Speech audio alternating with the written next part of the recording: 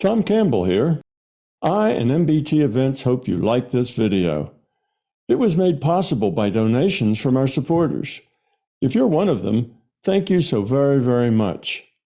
If you're new to MBT and find something of significant value in our videos, please consider supporting their production through our Patreon account or through a one-time donation.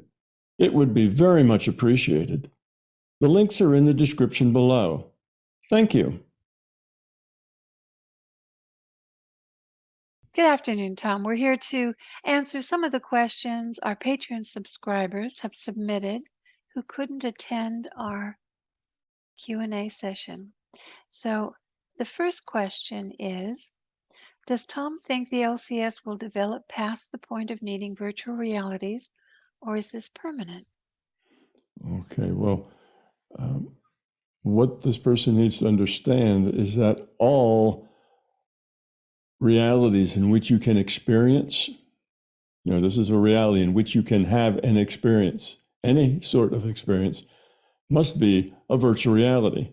So all experiential realities are virtual realities. There isn't a real reality that then has virtual realities. What's real is consciousness itself. Okay. Now, a virtual reality is basically a rule set and an interaction with data streams. Consciousness has a data stream, and the data stream has to be according to a rule set. So the simplest virtual reality, the very first virtual reality, was communication protocols so that consciousness, individuated units of consciousness, could talk to other pieces of consciousness, just the communication protocols. That is the simplest virtual reality.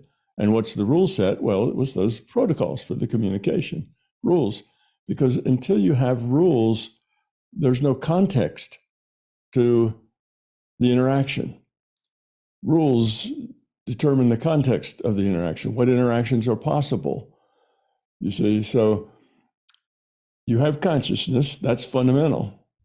Now, if consciousness wants to communicate, well, then that's done with a rule set. And if you interact within a space where you move data back and forth according to a rule set, that's called a virtual reality. So all realities in which you can experience are virtual realities. Your dream reality is a virtual reality. When you have a daydream, that's a virtual reality. That is, if your daydream kind of takes on the reality of its own. It's not just your intellect feeding it entirely. The daydream just kind of goes on in its own way. That's a virtual reality. When you go out of body, that's a virtual reality. When you have a lucid dream, that's a virtual reality. So there's lots of virtual realities. In fact, we as consciousness, we can make virtual realities ourselves. That's our daydream. And that daydream probably has a rule set similar to the rule set that we do in a waking, because we just impose that because that's what we're used to. But in a daydream, you can teleport, you can probably fly in a daydream. So your rule set's not the same as the rule set for the virtual reality we call the physical universe. And the interesting thing here is that all virtual realities are equally real. There isn't some primary reality, some fun, the only thing that's fundamental is consciousness itself. But a reality is a space in which entities can interact with each other. That's how we define a reality. And in that space where entities can interact, that is a virtual reality. The interactions are defined by a rule set. The rule set says what interactions can take place. Those are the rules. It defines the limits and the types of interactions. So you have a real tight rule set, and the virtual reality seems to be physical. And by tight, I mean that every energy exchange, has a causality. There's rules, causality rules for every tiny detail. Well, that seems physical. But in a dream reality, the rules are much looser. So we can do things that we couldn't do in a physical reality. Anyway, that's the idea. People do have an idea that a virtual reality is somehow kind of a fake reality, and there's another more fundamental reality behind it.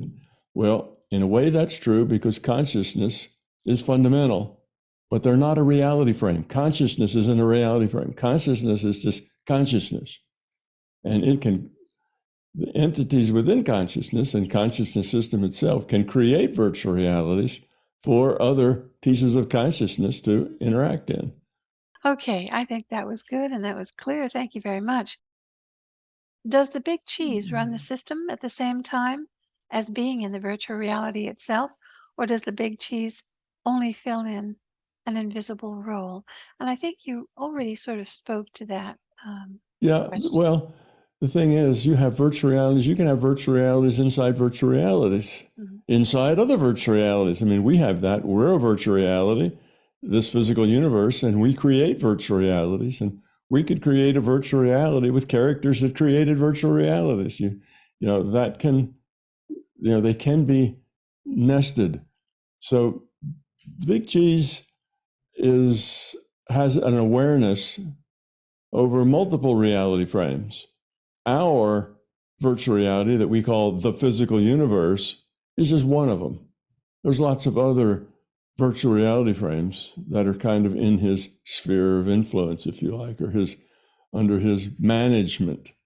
And all the big cheese does is basically manage to see if the rules are being met, if things are working out okay, if there's any emergencies that needs the system's attention or needs his attention, because he can solve a lot of problems himself without having to raise it up to the level of the system's attention. The system's busy interacting in other ways. So it's that he has a big picture view of multiple virtual realities. So where is he?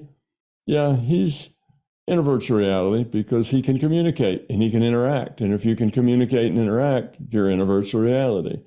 So he is, but he's not in this virtual reality that we call the physical universe. He's non-physical to that virtual reality. But what he is in is a virtual reality. And our physical universe, is a virtual reality within that virtual reality.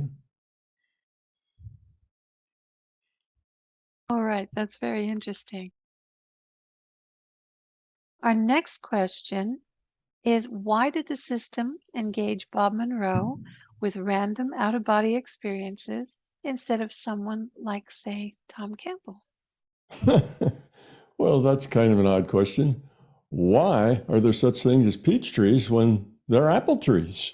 Why do some people are doctors and some people are lawyers and some people make things out of wood? It's just, there's lots of different things. It takes a lot of different attributes and different things to have an effect. You can't just have an effect with a singular idea. So Bob Monroe was Bob Monroe. And he had these out of bodies just happen to him. Okay. And they happened to him when he was an adult. Okay. Tom Campbell had out of bodies when he was 5 and 6 and 7 years old. And people came and got him out of body, taught him how to go out of body, taught him how to function in that out of body state and how to get around in it and what was there. Remember, if you read the first part of my book, the part that just talks about the history with Bob and a few other things, you'll remember that I went through a test where there was a test with a series of questions in the test. And I had done that when I was very young, maybe 6, maybe 7 years old. And Bob went through that same test when he was 50. So, why didn't Bob get that test when he was 7? Because this is not the way it was. We're just different. We have different things that we're supposed to do. We both came here with a mission. We both came here with something that we needed to do. We both are, he did it. He worked his mission.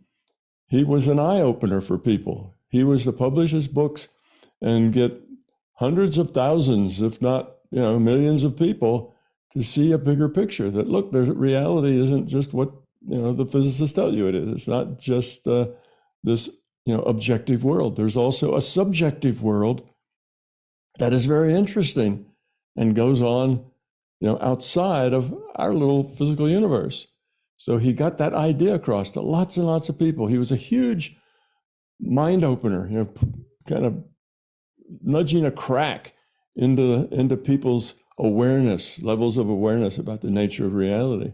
And that was his mission, and he did it very well. So to do that, he had all of these out of bodies given to him, and he was also, was led to take notes on it and write a diary and keep track of it and then publish the books. And that was all part of his thing that he was supposed to do.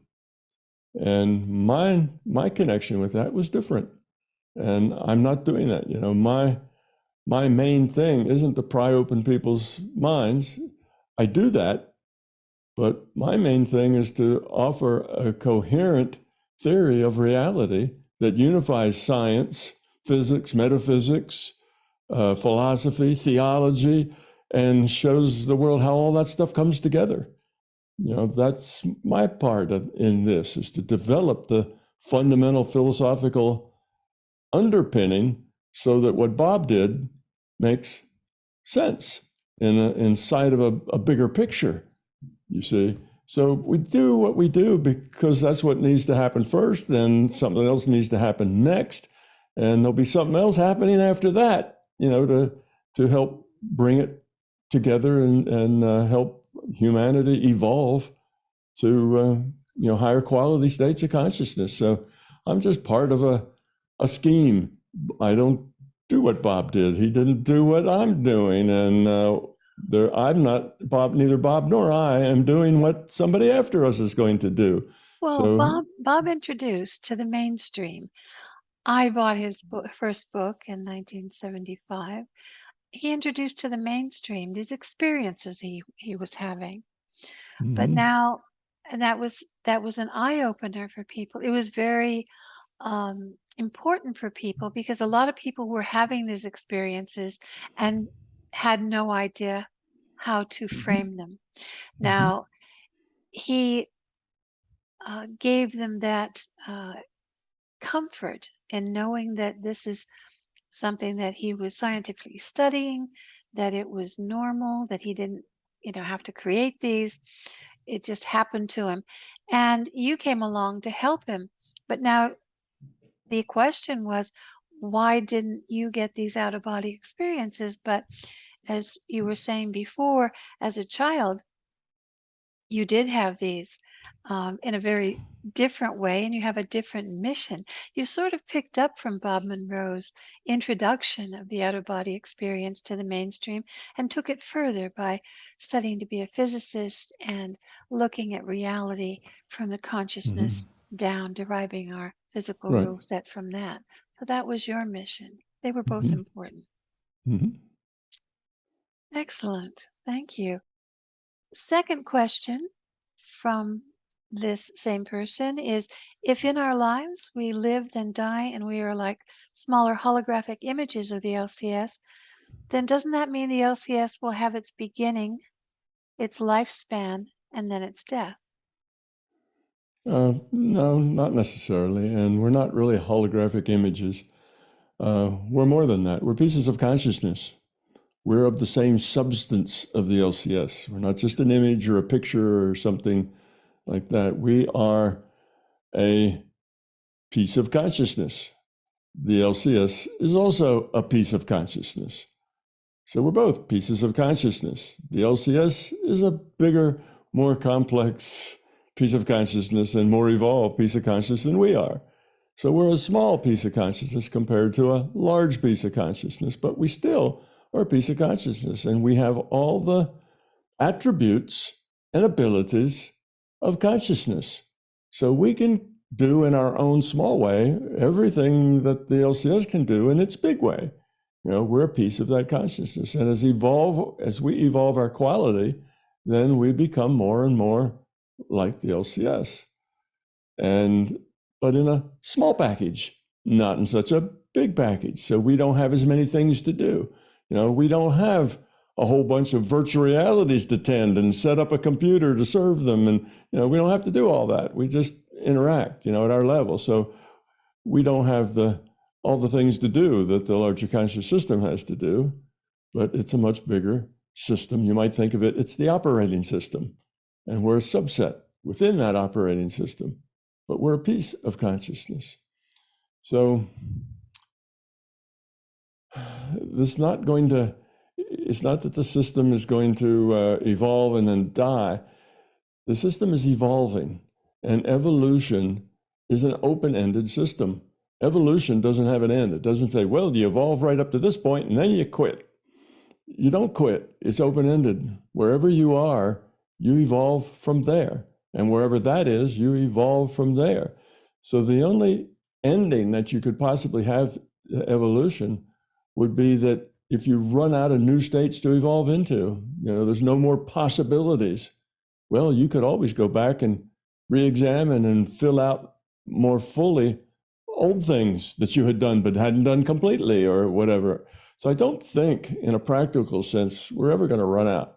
When you have just in this virtual reality, we're not talking about all the other virtual realities, but just in this virtual reality we call the physical universe, you have now about 8 billion people. How many ways can you put together 8 billion things? You see, what are all the ways that you can slice and dice, all the permutations and possibilities that you can get out of 8 billion pieces of consciousness? Well, it's huge. I don't see that running out of things to do. There will always be ways to grow, ways to help, ways to function, systems that will constantly require consciousness to be at work. You see, as soon as consciousness quits working, it starts to de-evolve. Entropy increases if you don't put any effort into decreasing it. So if everybody just sat back and said, gee, it's so great to be done, we're finished with this evolution thing. Well, if they sat back for just a little bit of time, suddenly there'd be a lot more things to do again because they would have de-evolved, because they would have stopped putting effort into evolving. You see, that's just the nature of entropy. Entropy is special reversible processes can stay the same, but in real world processes, it always increases. The entropy always increases, which means high entropy, not evolution. What we're trying to go is low entropy. That takes effort. You got to put energy in, you got to put effort in order to lower entropy. So I don't think there will be an end and that the system necessarily has to die. We can just keep on evolving, and it doesn't have an end because it's open. There's always someplace else to go, something else to explore and do, and new ways that we can interact. Even just in this physical reality, we could, if we all become caring and full of love and compassion for each other on this planet, what about other planets? And if we get all the planets here, what about other star systems, other galaxies? And if we get all the galaxies together, what about other virtual realities that have their own planets and galaxies? And you see, it just goes on and on and on. So I don't see that you run out of things to do or configurations for consciousness to put themselves in and then have to keep working at keeping themselves there. No end in sight. All right, thank you. Following question is, are there any limitations to what the LCS can do? Could it send any data stream of anything it wished to anyone at any time it wanted to? Yes, it could do that. But now saying that it could do it is different than saying that it would do it or it will do it. It could. It's in charge of the data stream, so it could arrange to send you a data stream of, a bunch of little, hippopotami in tutus doing, classical ballet dance, and they could be right in your yard, and they'd leave footprints and everything else if they wanted to. The system could do that, but the system really doesn't want to do that. There's lots of things that the system doesn't do on purpose and won't do on purpose except for very special circumstances. This is a learning lab, a schoolhouse. Within a schoolhouse where people are trying to grow up, you can't have just weird stuff going on all the time. You know, to learn, you need a pretty buttoned down reality frame. You need to be able to tell what's going to happen next pretty securely. You know, you just can't have everything in a jumble. You can't have dancing hippos just showing up in the classroom one day. You know, it doesn't work that way. So you need causality, you need structure, you need rules. And the system doesn't want to violate those rules. It doesn't want to create a reality with this real great rule set that just kind of ties everything down and makes everything understandable and logical and rational for the people there, and then start messing with it. Oh, well, I didn't like what those people did. Let me just change that. Oh, you know, those people are really good. Let me do something there to help them out. You know, if it's not the LCS playing with its pet people, you know, it's not like that. It sets up a schoolhouse for people to interact in. And we challenge each other here. And the system only interacts with us directly or interferes in the margins where there's plausible deniability that it interacted at all. You see, it only interacts in a way that it doesn't kind of ruin the idea that this virtual reality is a physical reality. You know, we're supposed to think this is a physical reality. It doesn't want logical conflicts going on in its reality. You know, a good virtual reality is one that you can't tell is a virtual reality. You know, it has to be so good that it is taken as real by the players, so they interact with it because they're in there, it's real. So you can't have a lot of squirrely things going on. So that's why, yes, it could do that, but it has constraints that it puts on itself because that would get in the way of its objective, which is to help us lower our entropy, which helps it lower its entropy. Well, that leads into the next question. And he says, my friend died being run over by a drunk driver with her fiance. Both were health workers, a doctor and a social worker. In the end, they both died. And the young boy who killed them killed himself. Now, this is a triple tragedy here. It would take some very specific timing for my friend and her fiance to be crossing the road at night at the exact moment a drunk driver was about to run them over with an SUV. How did the system see this potential and not try to avert the situation by having something interfere with that to prevent it from happening the way it did? Okay. If the system had had a particular reason to interfere, it could have interfered.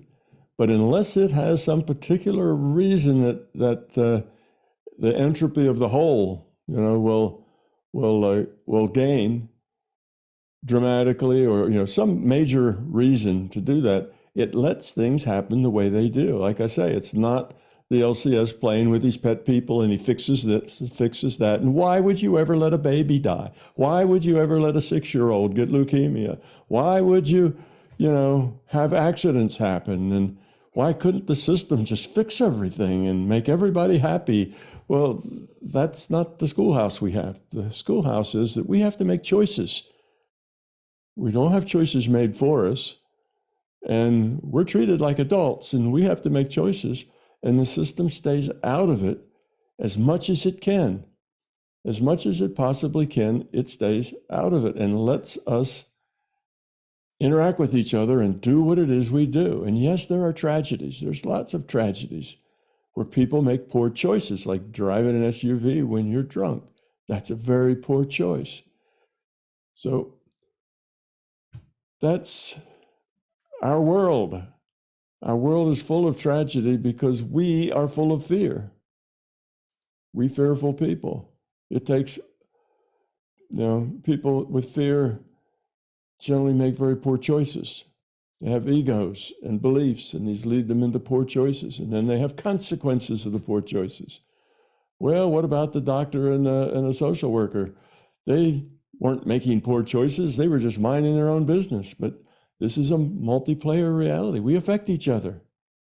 We affect each other. Lots of things happen. Kids go berserk and bring rifles into schoolhouses and shoot children. Oh, those children, of course, were perfectly innocent, but it's part of who we are. And we have to deal with those kinds of things because this is our reality. And if you think about it, it really wouldn't be very useful to us if there was this God thing that constantly was playing with these pet people, making this happen and making that happen. That would just interfere with our own lessons of growing up. We have to grow up. We have to deal with the messes we make. We have to deal with the results, the results of our own fear. And I mean we humanity, we the whole earth, we the animals, we do a lot of things that are not pleasant, not just each other, not just other people, but the animals, to the earth itself. We do all that kind of stuff that's not good. And then we have to deal with the consequences of it. So that's why we're here. And the system is not your mother and your father trying to take care of you. That's not the role. The system gives you an opportunity to grow up by making good choices. And how you deal with terrible things that happen, like innocent people being run over, how you deal with that is important. If you deal with it positively, then you'll grow from it. If you deal with it negatively, like it makes you angry and you get upset, and why them and why me? Well, that is not helping you evolve. If it makes you angry and makes you upset, then you just add to the dysfunction that's in the world by being angry and upset. So the challenge is to look at that and deal with it by seeing a bigger picture. Okay, sometimes people are just at the wrong place at the wrong time, and unfortunate things happen. Okay, in the bigger picture, they're just going to pick up, reincarnate, going to be back into the game, having another life, and they had a minor inconvenience of having this one ended prematurely, and they have to start another one. Okay, but out of tens of thousands of lifetimes, that minor inconvenience just doesn't really make a very big deal. You see, so sometimes terrible things will happen to you in an incarnation. Sometimes wonderful things will happen to you in an incarnation. Our job is to just deal with whatever happens to us in a positive way. Thank you, Tom. One last question. This person is basically asking if someone passed away and you have a very strong bond with, can I get details of my next avatar and come back with someone I care about? Okay, it's possible. I've talked about this probably a dozen or two times, and so you may find a more detailed answer elsewhere. But the answer is yes, it's possible, but no, it doesn't happen very often. It's not all that likely. It can happen if there's a special thing there that the two of you together help each other grow. You're very good for the evolution of each other.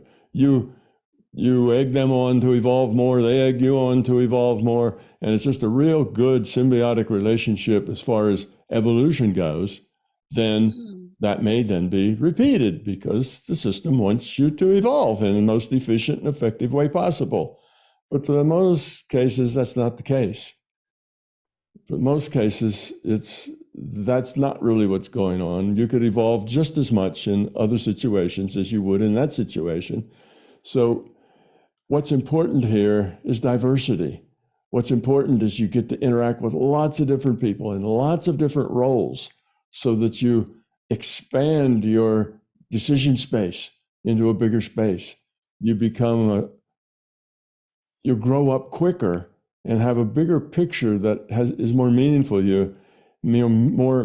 for you if you have a great breadth and depth of experience. And that means doing new things with new people all the time. You're male, you're female, you're rich, you're poor, you're this, you're that. It's just, you're all kinds of things in all sorts of situations, dealing with all kinds of people. And that is how you grow up the quickest. That is the most efficient path to evolution, is to keep you in a very diverse mixture of all sorts of situations. If you just did the same people all the time, you and all your friends just incarnated all together, your evolution would slow down a lot because it would be a lot of sameness. And that sameness isn't really helping you grow up. Now, you think that that would be wonderful because your emotions say, oh, I always want to be with that person. I want to be with them forever. But you've probably felt that way about at least 50,000 other people, that you wanted to be with them all together. And you and 50,000 people couldn't incarnate together. You'd have your own nation, right, or something. It doesn't work like that. But every incarnation you have loved ones and dear ones that you would like to stay with forever. And there's been thousands of those. You've had thousands of husbands and wives. You'd have tens of thousands of children, perhaps, in your lifetime, and they're all dear and precious to you. But just repeating that over and over again might sound like, oh yeah, but that would be so, nice and snuggly and warm and great, but it wouldn't help you evolve very much.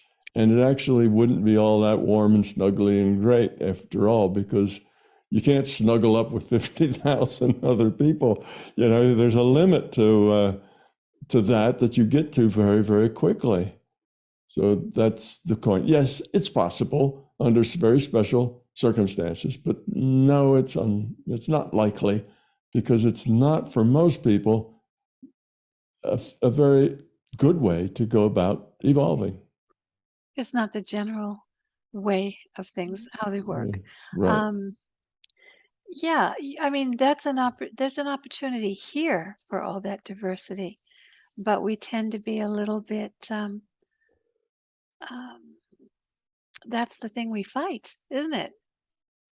Diversities of experience, diversity of traveling and understanding other people and other cultures. You can do that here. You should take advantage of that here, because that's the nature of the larger reality as well. Is that right? It is. Diversity is wonderful, but what we tend to do is just the opposite. We tend to want to do things that are safe, that are familiar, that we've done before. We like the sameness because sameness is safe. That comes out of our instincts for survival. If there's something that's really different, don't be careful. Be careful of that different thing because you don't know about it. There's uncertainty about it, and therefore it might bite you. So we like to, groups hang together, and they want to be around people like them, and they don't like people who aren't like them, and that's because we're not very grown up, and we want that safety of sameness, but that's inefficient for growing up. What we need is to get out there and travel and meet lots of other people, see lots of other situations, not just look at them like looking at them on a monitor, but being in them, being connected to it, living it, lots of different things. That helps us grow up. So we're our own worst enemy there. We don't want to grow up that way. We don't like lots of new things to have to deal with. We'd like just to do the same old familiar, wonderful, warm and cuddly things that we did, last time. But it doesn't work like that. We're not here to find warm and cuddly things. We're here to grow up. That's the point. And it's not that growing up is cold and impersonal and whatever. It's full of cuddly things. Every lifetime's full of people that you love dearly. They're just not all the same people. They're different. They challenge you in different ways. You have to learn. You have to grow. And that's the point. But yes, there's lots of love and caring and warm, snuggly, cuddly times in every lifetime. But you have to do that in lots of different situations in order to have a bigger picture. Thank you very much. That's so interesting. Thanks for answering these questions for our Patreon subscribers. And thank you for subscribing to our Patreon.